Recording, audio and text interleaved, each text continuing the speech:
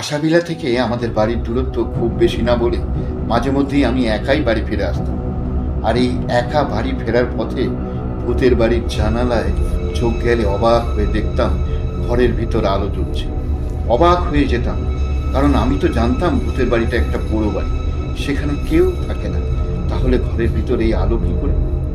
বাড়িতে ফিরে বাড়ির লোকজনকে এবং আশাভিলা যাওয়ার পথে দাদার বন্ধুদেরকেও সে কথা বলাতে সকলের কাছ থেকে উত্তর একই আসে, তুই ভুল দেখেছিস, ওটা তোর মনের ভুল। আমি চুপ করে যেতাম, কারণ তারা কোনোভাবেই আমার কথা বিশ্বাস করত না।